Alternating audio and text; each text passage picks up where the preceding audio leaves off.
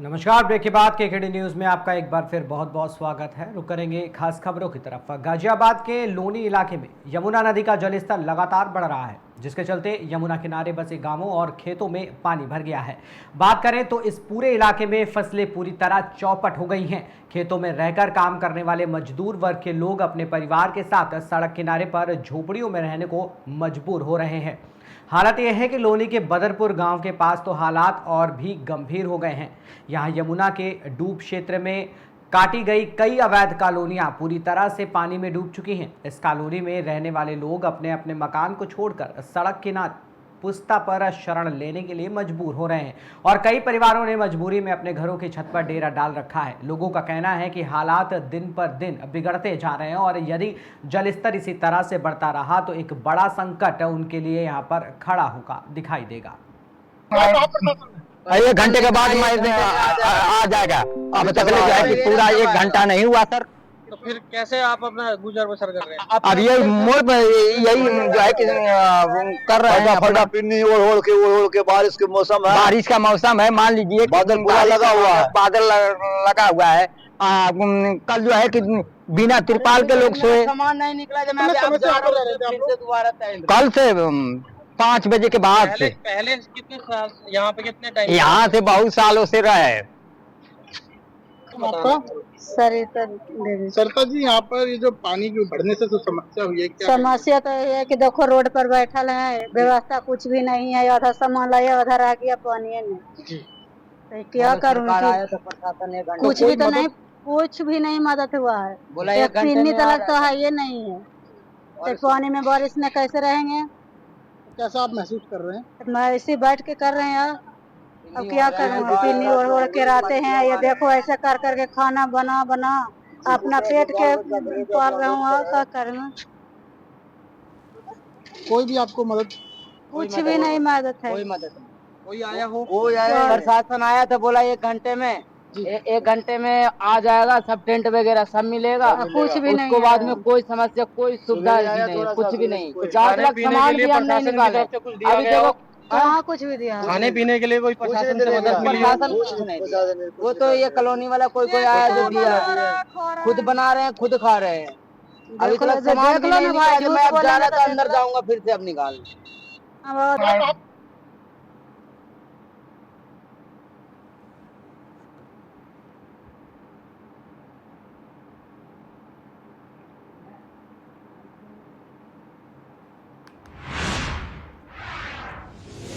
कानपुर देहात से खबर है, जहां लंबी कतारें और खाद न मिलने से किसान मायूस हैं। चक्कर पे चक्कर लगाते किसान परेशान हो चुके हैं और जिम्मेदार हैं कि सिर्फ कागजों पर सुचारू रूप से खाद वितरण का कार्यक्रम दिखाने पर लगे हैं।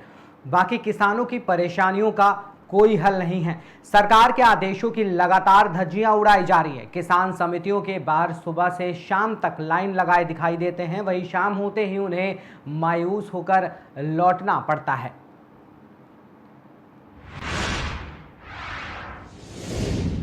वहीं वजीरगंज के पुनावा में फोटोग्राफरों के एक समूह ने मंगलवार को केक काटकर विश्व फोटोग्राफी दिवस धूमधाम से मनाया।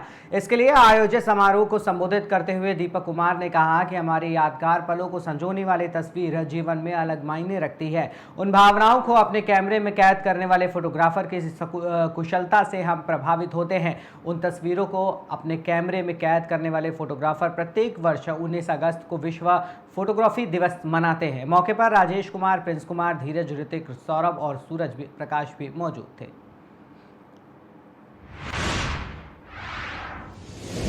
वहीं कौशाम्बी के थाना चरवा ग्राम रतगहा में कुछ लोगों में मारपीट की घटना सामने आई। सूचना पर स्थानीय पुलिस मौके पर पहुंची, जहां एक व्यक्ति घायल था, जिसे उपचार हेतु तत्काल अस्पताल भेजा गया, जहां उपचार के दौरान उसकी मौत हो गई। शव पोस्टमार्टम हेतु मोर्चरी भेजा गया है। तहरीर प्राप्त कर अग्रिम विधिक कार्रवाई की जा रही है। देखिए, कल दिनांक 19 अगस्त 2025 को थाना चरवा को सूचना प्राप्त हुई कि ग्राम रतगहा में कुछ लोगों के बीच में मारपीट हो रही है। सूचना प्राप्त होते ही तत्काल पुलिस फोर्स मौके पर पहुंची। एक व्यक्ति घायल था जिसको तत्काल चिकित्सीय सहायता के लिए उसको अस्पताल लेकर जाया गया, जहां पर डॉक्टरों के द्वारा उसे मृत घोषित कर दिया गया। जानकारी करने पर ज्ञात हुआ कि जो मृतक है उसका नाम अंकुल है, जो ग्राम रतगाह का ही रहने वाला है और उसने गांव की ही एक लड़की से शादी किसी एक मंदिर में कर ली थी, जिसको लेकर लड़की के परिजन उससे नाराज रहते थे। इसी में कल दिनांक 19 अगस्त को लड़की के परिजनों से और उस मृतक से कहासुनी और वाद विवाद बढ़ गया, जिसमें उनके बीच में मारपीट होने लगी। पुलिस द्वारा इसमें सभी संबंधित से पूछताछ की जा रही है। परिजनों का कहना है कि जो मृतक है उसके माता पिता मुंबई में रहते हैं, जब वो आएंगे तभी हम तहरीर देंगे। प्राप्त तहरीर के आधार पर इसमें अभियोग पंजीकृत कराया जाएगा। जो शव है उसको पोस्टमार्टम हाउस भिजवा दिया गया है। मौके पर पर्याप्त पुलिस फोर्स मौजूद है। पुलिस द्वारा इस पर विधिक कार्रवाई की जा रही है।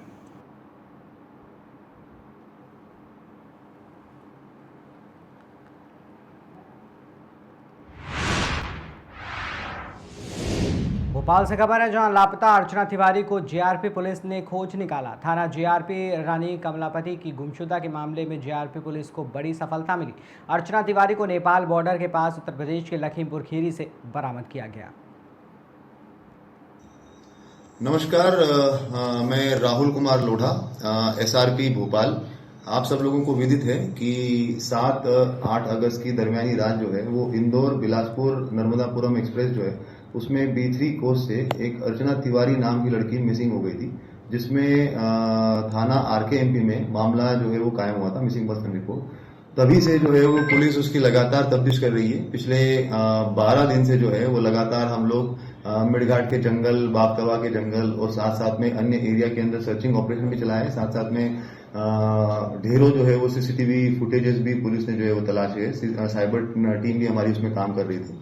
आज फाइनली जो है 19 अगस्त को हम लोगों को उसमें सफलता मिली है। उसमें हमारी जो टीम है अभी यूपी में लखीमपुर खीरी करके जो जगह है नेपाल बॉर्डर के पास में, वहां से अर्चना तिवारी को बरामद कर लिया गया है। पुलिस टीम जो है वो वहां से उसको लेकर भोपाल की तरफ रवाना हो गई है और जल्दी उसको लाकर उसके बयान लिए जाकर अग्रिम कार्यवाही जो है वो की जाएगी।